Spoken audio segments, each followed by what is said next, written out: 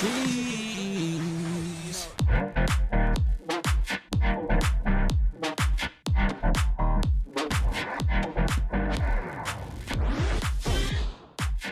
All right, and welcome back to That's Some Cheese, part of the Vendetta Sports Podcast Network. Today is Wednesday, March 24th, 2021, and we have a little bit of a hockey episode today.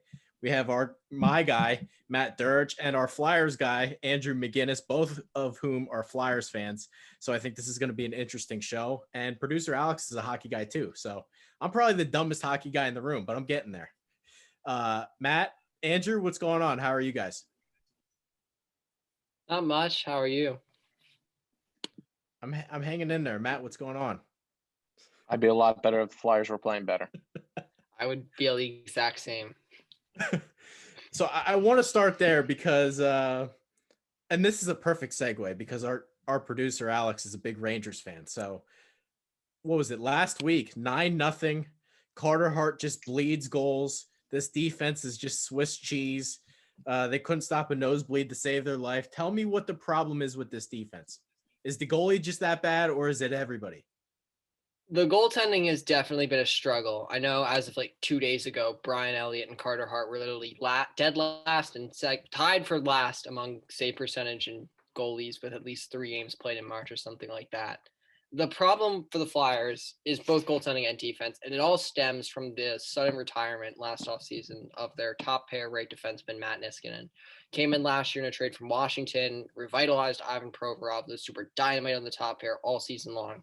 He retires out of nowhere in the offseason, and Chuck Fletcher, the general manager, bet on one of the Flyers' young internal defensemen being able to hold the fort on that top pair with Provorov until he could go out and get supplemental help probably at the trade deadline this year. But it really has just not been a pretty year for Provorov. The young guys, Travis Sanheim and Phil Myers, the latter of who has been healthy scratched multiple times, have really had up and down years. Shane Gostisbehere has been decent, but it's definitely not the same like Norris candidate he was a couple of years ago. So it's just the trickle down from that, and also just goaltending has not been good enough.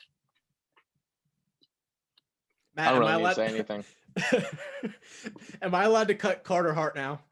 Because this guy has taken years off my life. He's legitimately taken years off my life. I've lost 3 fantasy games just because of Carter Hart alone. You can't ask me these questions because I'm going to tell you that they're still going to make the playoffs, which is a bold statement, and you have no idea what's going to happen. But, I mean, Andrew kind of hit the nail on its head. I personally think that it's all coming from the defense, and it comes down to, like, the last 2 defensive pairs. Hart and Elliott both acknowledge that they're not playing well. Hart said before the 9-0 game, or it was right after it, that he doesn't have his confidence right now. But it basically stems from the defense. I don't care how good of a goaltender you are. You're not going to stop every single shot when you have nobody in front of you. And, I mean, there's goals when you're saying – you're texting me during the Sabres game and stuff like that when Buffalo scored. The defense is not clearing anything. The puck comes off a rebound, which they're not playing their best game right now, the goalies, Elliott and Hart, and they shouldn't be letting those rebounds out. But the defense isn't clearing the puck. The defense isn't getting back on defense and then forcing these guys to make the errors that they do. That doesn't mean that there's no excuses for them. I mean, they still have to do their job, but Provorov looks a little shaky, and I think it comes from him playing the minutes that he has to play for them to be competitive right now. I mean, you can't throw Nate Prosser on the ice and expect to win games. I think you're better than Nate Prosser. I bet you I could skate forward better than Nate Prosser. My goodness. It's just and to go off that too, the problem is you have Ghost playing the best hockey he's played in 3 years.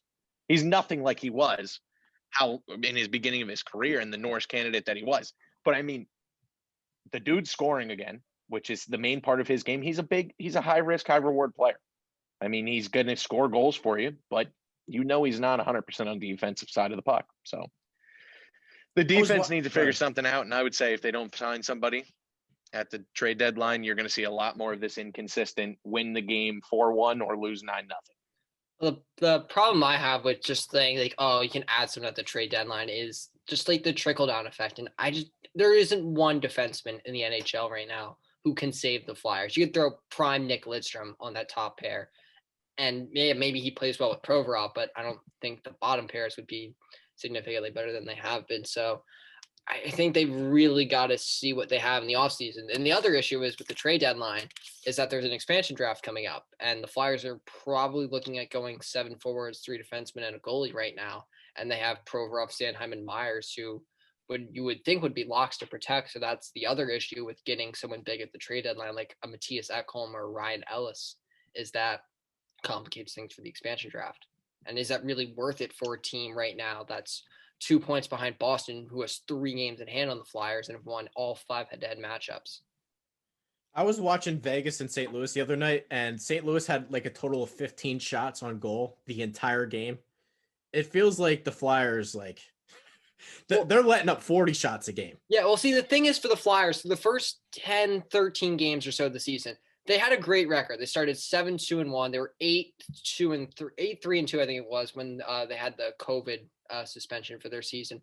They had a great record, but they were playing like crap. It was all smoke and mirrors. They were getting outshot and outchanced dramatically in almost every single game.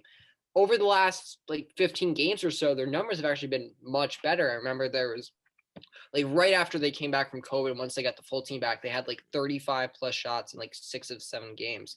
And so they were playing better at first, but they would just have these lapses for 2, 3, 4, 5 minutes where they would just forget how to play hockey, where they couldn't break the puck out, or they would just lose their structure in the defensive zone.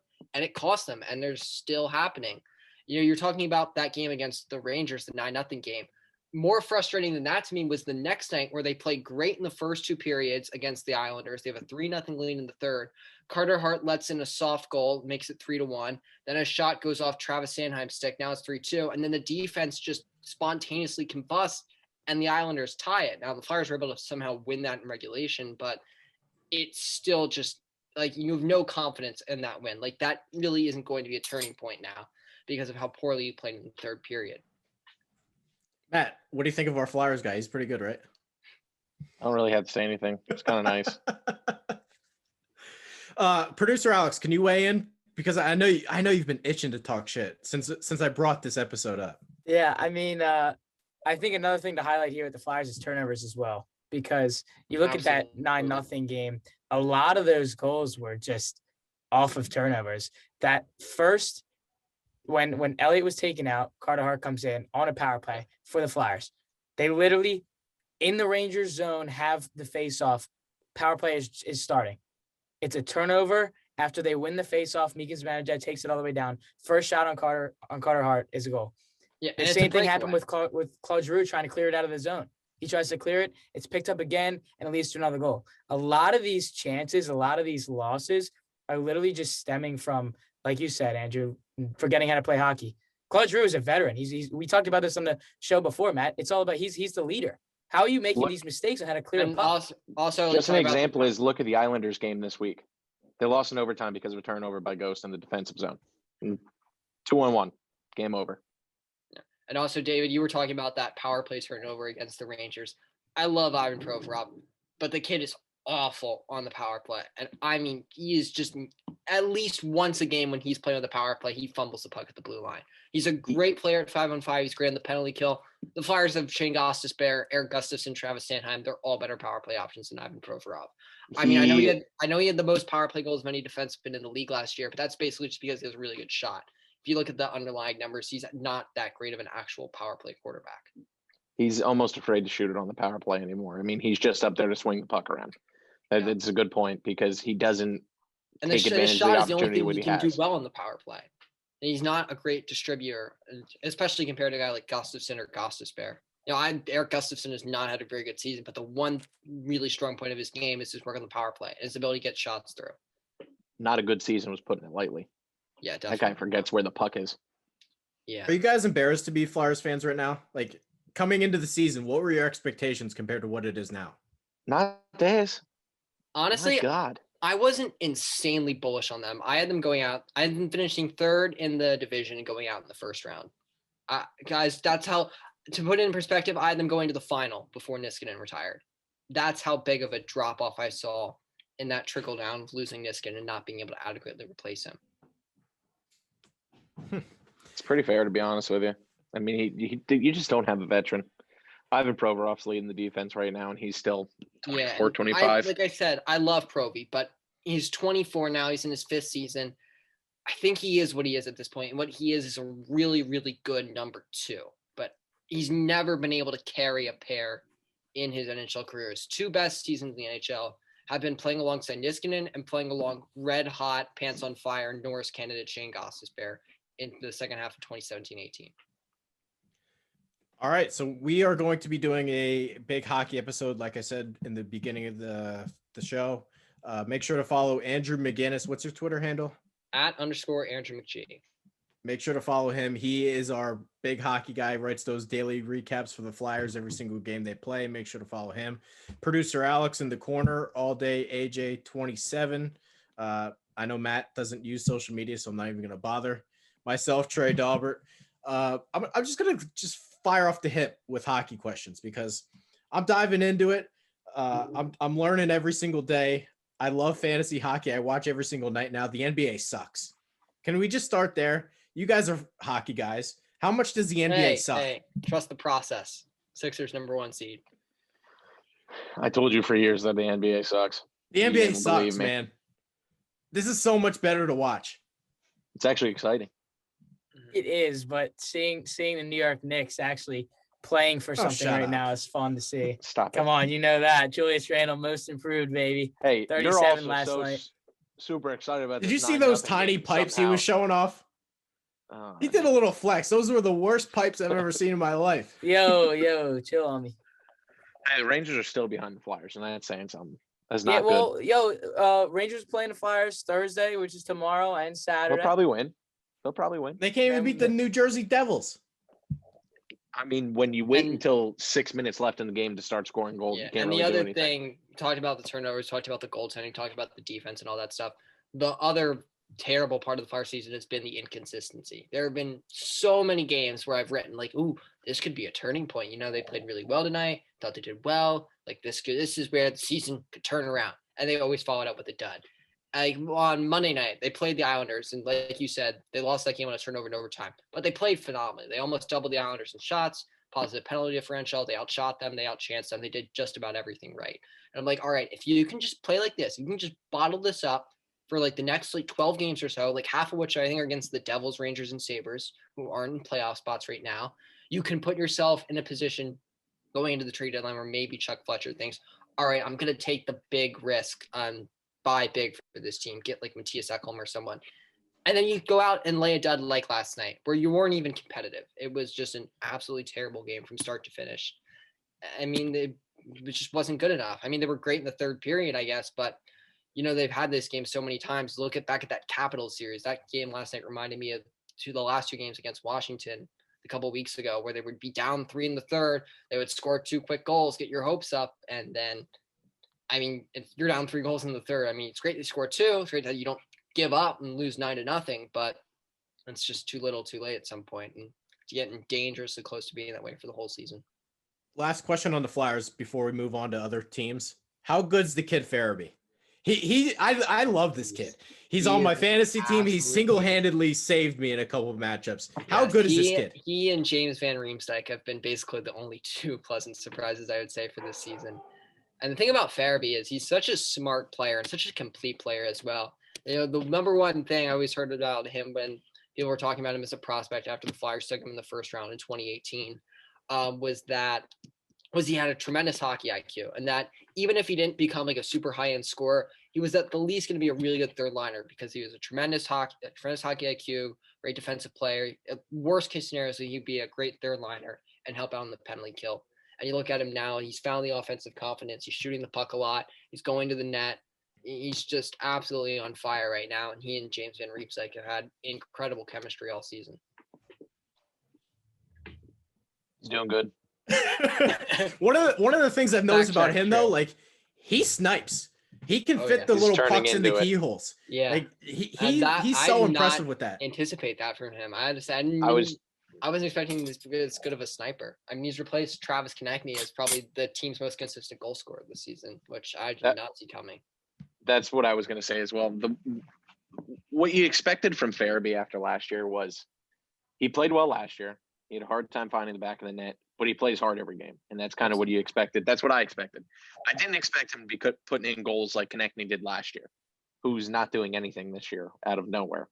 But Farabee is scoring some goals where Kevin Hayes does it, and you're like, okay, that was a really good goal. And now Farabee's doing it, and you're like, okay, that's actually really good. I mean, he had one on the power play the other night. Right when you texted me, Trey.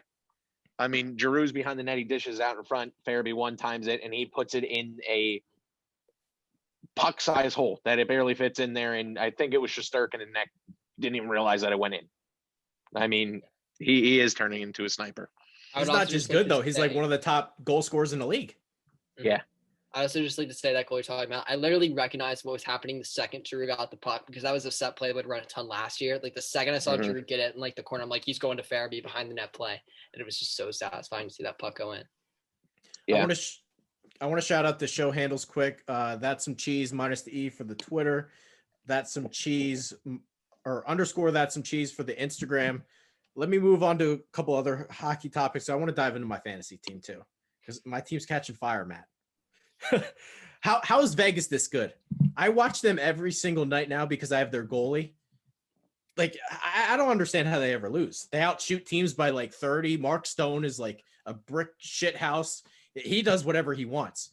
How's Vegas this good? Matt, before you jump in here, go ahead. As an expansion team, though, how can you be this good in 2 years or 3 years? Trey, can you hop off Vegas for a second? What do you mean? Is there like a hint? Are you trying to hint at something? Is there like a love for like the Golden Knights for a reason? Or dude, I watched them play the Blues the other night. They allowed like 15 shots. Like they steamroll everybody. That's what happens when you have Alex Pietrangelo and Shea Theodore on the same hockey team. But Pietrangelo hasn't played in a week though, right? Has he not? I didn't even realize that. Look at yeah. Well, I mean, still, I mean, they were good before. Like they've been good all season for the most part. I mean, I decided like right as Vegas came to the league, I was going to follow them because I figured it would be really cool. The first expansion sports team of my lifetime when they came in any of the 4 major sports. So I think the last were like the Wild and like the Thrashers maybe in like 2000. I think Nashville came in around that time as well. And they've just been a loyal machine since day one and such an exciting team to watch. I didn't get a chance to watch them that much because I'm on the East Coast, but they play with such great speed. They have such a deep team, especially up front. They have a great chemistry. Obviously, they still have that line together, Marshall Smith and Carlson, that they've had literally since the very first season. And they're just a great team. I mean, top to bottom, they really don't have much of a weakness just about anywhere. Yeah, their GM had a hell of an expansion draft. I mean, He picked the veterans in the right places. He got lucky with a few young guys, which you have to happen anytime you have a draft, whether it be a regular draft or an expansion draft. And they just have a system that works. You can throw any player in there right now, and it's going to gel. Not only that, they're goalies, both goalies. How do you get Fleury? Yeah. Fleury's not supposed to be this good at this age, but I mean, the guy just does not stop. He's just solid all the time. They even got rid of their young guy who they thought was going to turn out, Subban, right? Subban's brother in that. They traded him, got rid of him. Now they bring in Leonard. Like, oh, darn, we got Leonard and Fleury now. I mean, they're probably going to have to get rid of one of those guys soon because of the cap situation. I mean, you don't see too many teams with a $5 million, $7 million backup. But, I mean, yeah. I mean, Leonard was great for them in the playoffs last year. And now I know he's had a rough year, had a concussion earlier in the season. And like you said, Fleury should not be this good at, I think he's 37, 38. But he has been. He's such a fun goalie to watch, too, because he's so athletic and he'll do literally anything it takes to keep the puck out of the net.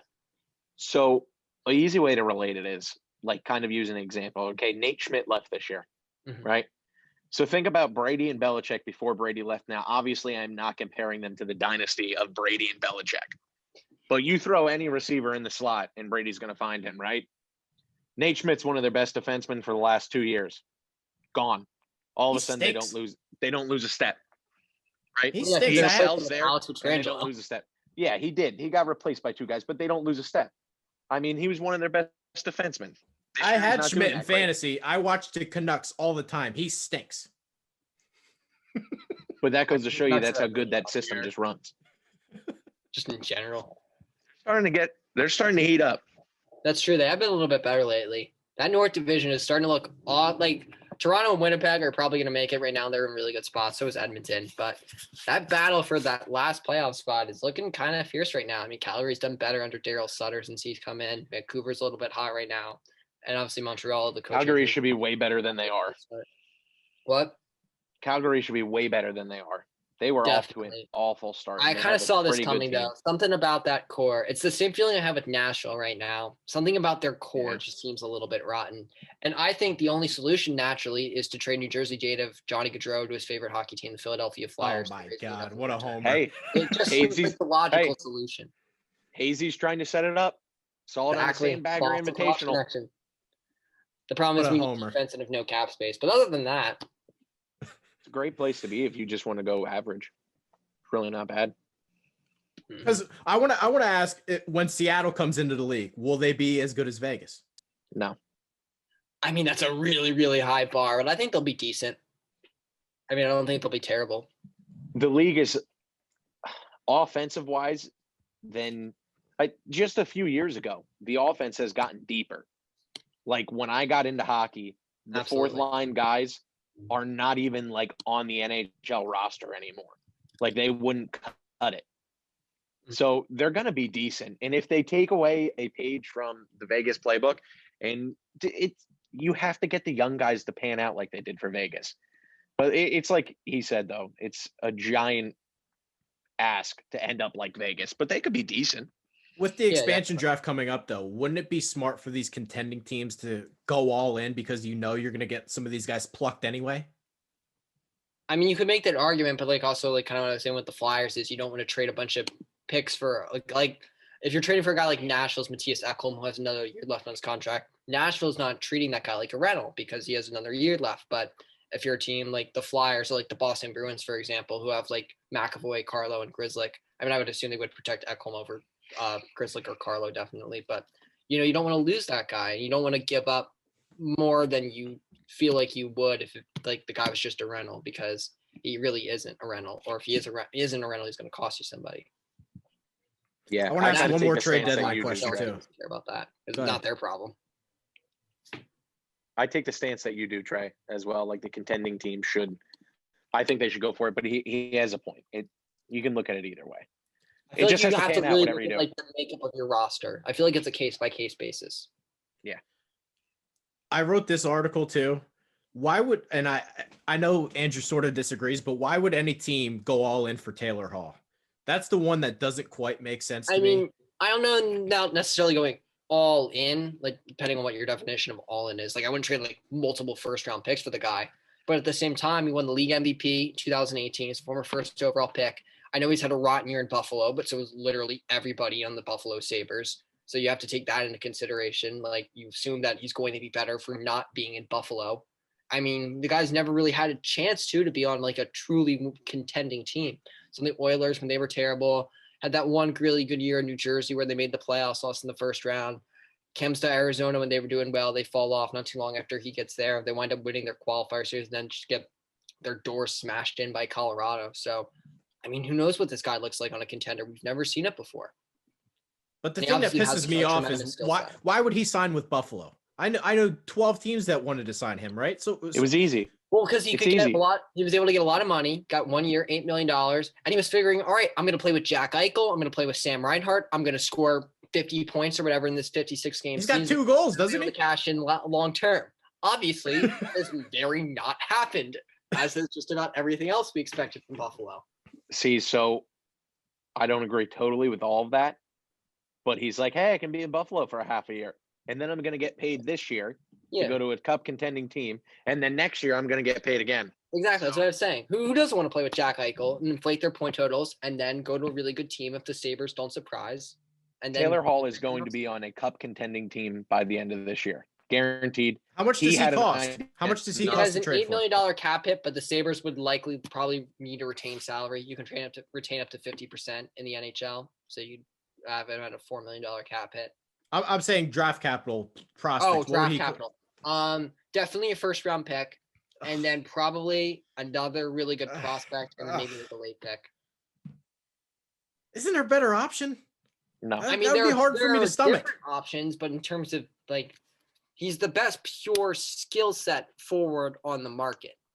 He might not be the right option for every team that's contending right now, but I don't think you really get to see who Taylor Hall is, considering you're just starting to watch again this year. But like, He won MVP with Jersey. Jersey was not good. Yeah, he carried that team to the playoffs. He was Jersey. So, I mean, he's good. Yeah. He's good. I know that he has one of the best players in the league on his team, and he's not really doing anything. But, I mean, they also can't Eichel's tanked my team. He's out. He's not even playing. Player in the league isn't playing right now, or one of the best players in the league. He just can't do anything. But Trey, you talking about like haven't been into hockey for super long, so you really haven't seen peak powers Taylor Hall. In the 2017-18 season, which is the year Hall won MVP, had 93 points. Next on the New Jersey Devils was Nico Hischier with 52. That's a 41-point gap. Only 2 other Devils players other than Hall and Hischier had more than 41 points. He's pretty nasty. It was an absolutely amazing year, although I think Claude Giroux should have won MVP that year. Just saying. Not even being a homer. He's not even being a homer. He really should have, though. Literally, the Hart Trophy usually goes to the guy who leads the league in scoring on a team that makes the playoffs, and that would have been Giroux that season. Let's also talk about the age of that season as well. Taylor Hall is young 20s, and Giroux is in his 30s. I mean, I really wouldn't have factored that into it, but just, I mean, obviously the way Giroux finished that season was incredible, but I mean, he was absolutely on fire at the end of the regular season. Who was the hat trick against? What team was that? The Rangers in the last day of the season. Oh, that's weird. He needed a point to make the playoffs. He ended the year on a 5-game goal streak. I think a 10-game point streak. Before I dive into my fantasy hockey team, producer Alex, are you itching for any questions?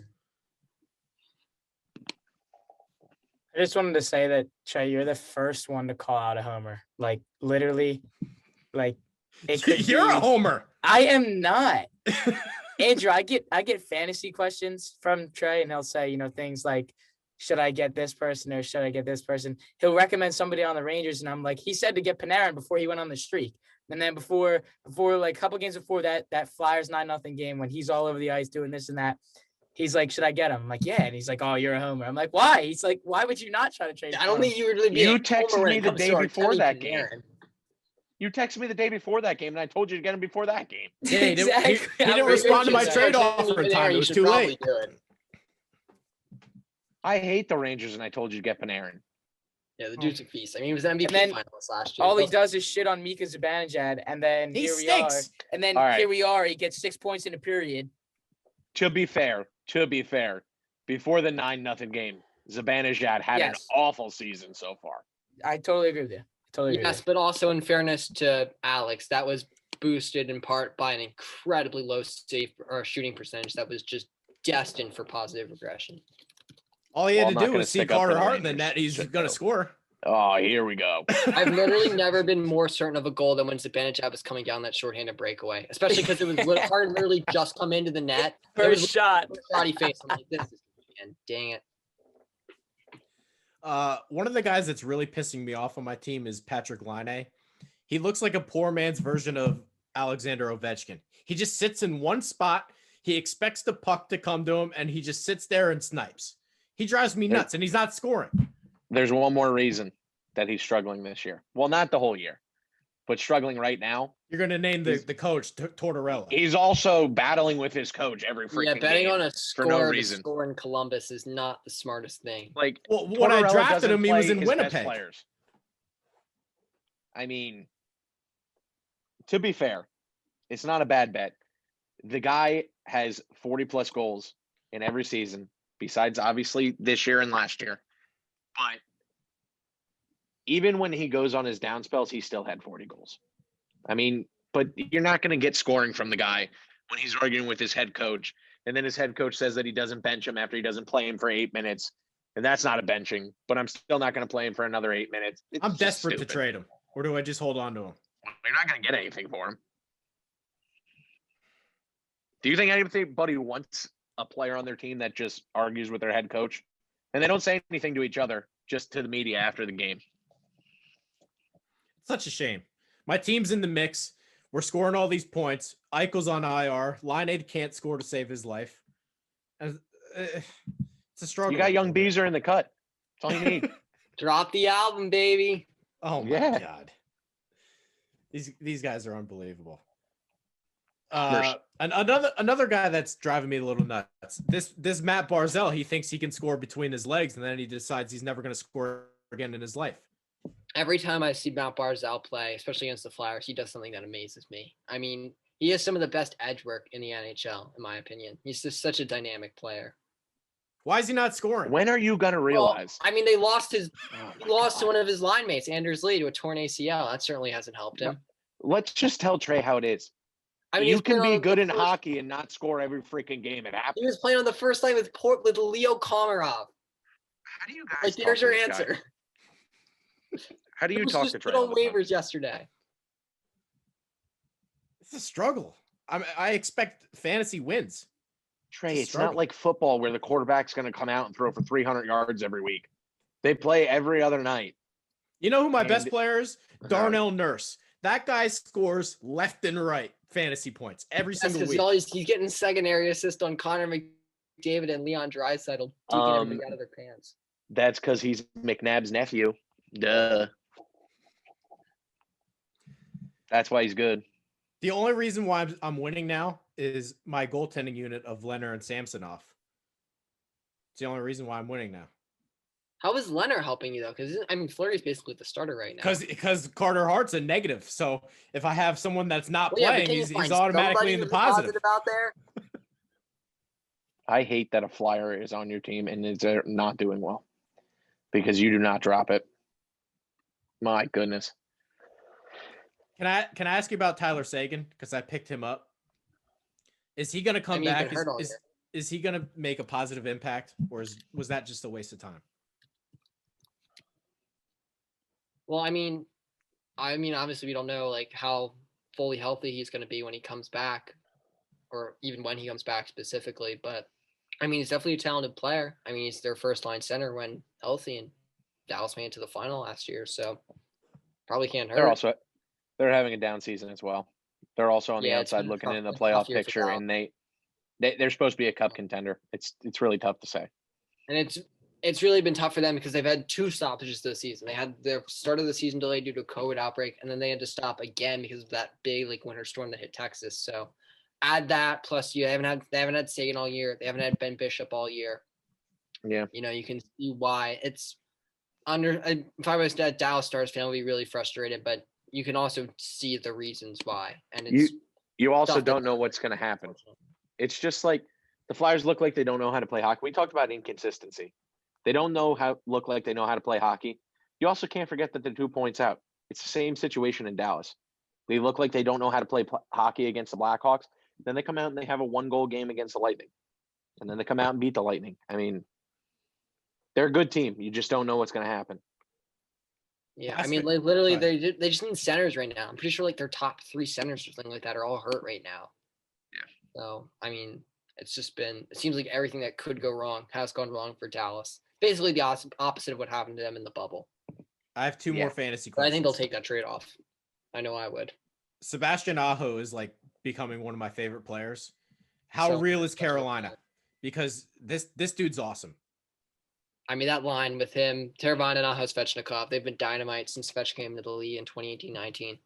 I mean, they're honestly behind Colorado's top line, Landeskog, McKinnon, Rantanen, and the perfection line in Boston. They might be the best line in hockey, so 3rd best line in hockey. Can I bring up a situation when you texted me and you said, why did you tell me to pick Aho? He doesn't score.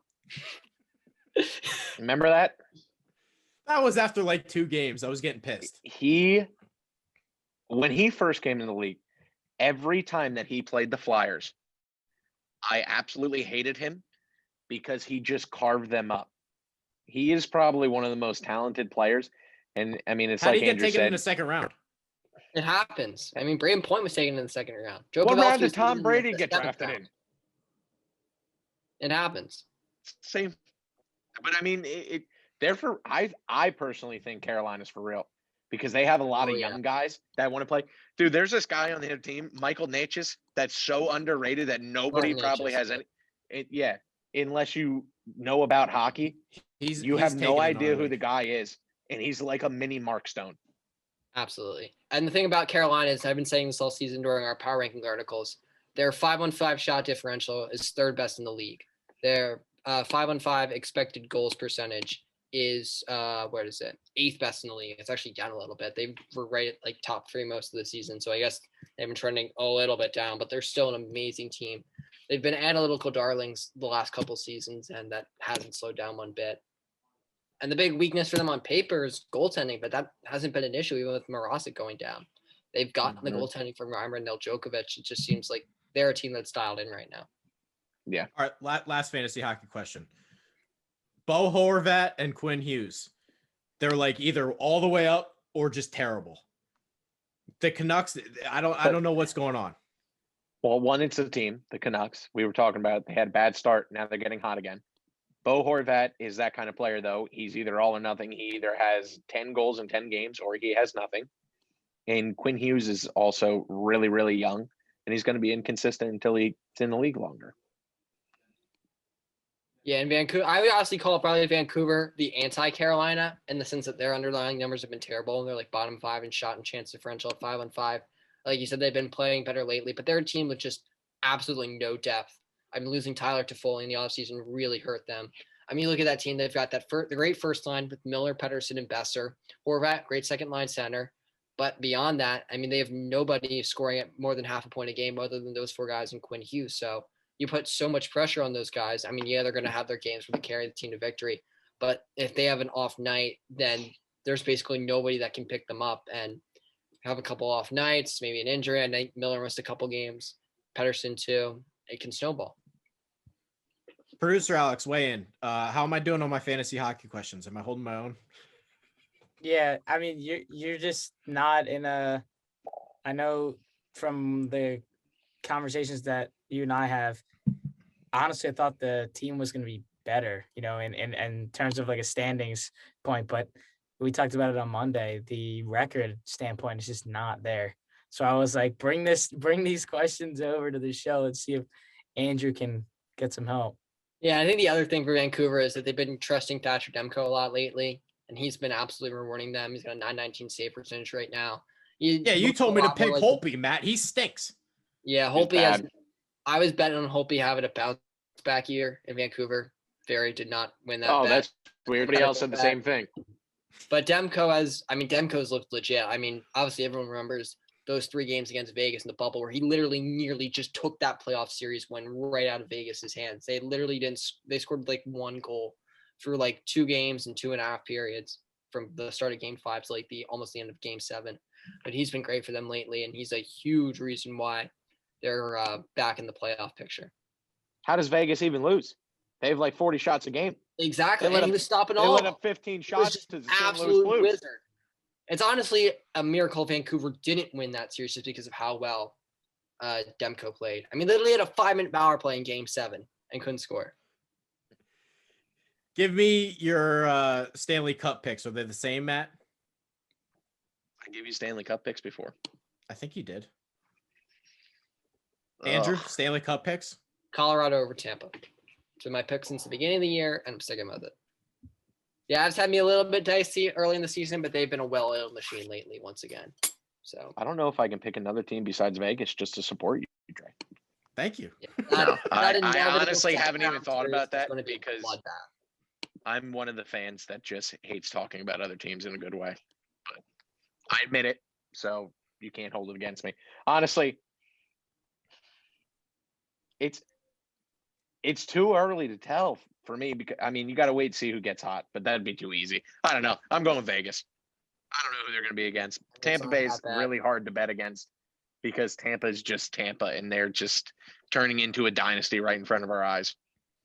Producer Alex? And don't forget, Tampa gets Kucherov back for the playoffs. Yeah. Should I pick him up? or no?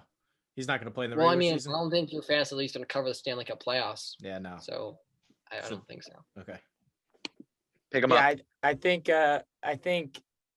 I want to say, I mean, Islanders are hot right now. I don't think they're going to be doing what they were doing in the playoffs last season. I think I have to go Tampa, and then I guess I have to go Tampa and Vegas. But I mean, if it lines up where Islanders get to play the Capitals, I mean, don't be surprised if the Capitals somehow sneak their way through and get themselves in a conference final against the Lightning. Honestly, I think the Islanders would be my pick to come out of the East right now. I mean, losing don't get me wrong, losing Andersley is a devastating blow, although I Yeah. do think that they might pick someone up at the deadline, probably like a Kyle Palmieri to replace him. But the Islanders are just such an incredibly difficult team to beat, especially in the playoffs. And Matt and I, Flyers fans, we can tell you about that just as well as anybody. I mean, they are such a structured team. You literally have to play perfect hockey to beat the New York Islanders, even once, let alone 4 times in a 7-game series. It is damn near impossible. You have to be a team like the Lightning or Colorado or Vegas, where the skill gap is just so big for you to beat them if you're not playing absolutely perfect hockey. I forgot to do this before I let you guys go. Matt, you talked shit on the Bruins last time. Did they have any shot? They got to at least have a little bit of a better shot since the last time we talked. No. They are 2 points above the Flyers, and you're talking about how good they are. And we just talked a whole show about how bad the Flyers are. I mean, and now you want me to say that they're going to win the Stanley Cup. I mean, the weird thing I think about the Bruins right now is I look at that roster on paper, and I think, okay, they need left defense help. But you look at the numbers, and they're great at keeping the puck out of the net, but they have no scoring depth, which is really weird because you look at that team on paper, and it looks like they have enough pieces. They should score 5 goals a game. They added Craig Smith. They have Krejci. They have DeBrus. They have Coyle. They have Bjork. They have all these quality guys. I'm pretty sure I have Andre Kasha, Nick Ritchie. I mean, I don't know how that team isn't scoring 5 goals a game, like you said. I do want to go take a step back, though, before we got to this stupid Bruins conversation. The Islanders, I'm going to make a bold prediction. I'm going to go in the complete opposite side of Andrew. Besides Barry Trotz, okay, they have tons of talent, and Barry Trotz is going to help their chances. I think the Islanders, Anders Lee really helps my case here, being out the rest of the year. Absolutely. The Islanders are getting hot at the wrong time. And I think that when you're hot, what time of the year really has a big deal to do with how you do in the playoffs, obviously. But in hockey, I think it stands so much more. Like, I honestly would go out to say that if for some reason the Flyers make an insane rush, the Rangers make an insane rush, whoever, right? If there's a team to come out of the top 4 right now, I actually would say the Islanders. And I hate the Penguins. And everybody would probably tell you the Penguins right away. Definitely. I mean, they're obviously Crosby and Malkin. I mean, I know they'd lost Malkin for a little bit. But I mean, it's hard to bet against those 2 guys. I mean, yeah. Again, Flyers fans, we can tell you it's hard to bet against those guys. All right, that's all I got for you guys. Make sure to follow _Andrew MG. Andrew McGee. Yeah, that. Make sure to follow our guy Andrew. He's our hockey expert, Flyers expert. Matt Durich. I know he doesn't use Twitter, so I'm not going to bother to say it. Don't follow me. Yeah, all day AJ27 in the booth. Myself, Trey Daubert. Thank you guys for watching and listening. Hit that subscribe button on YouTube, and we will see you next time.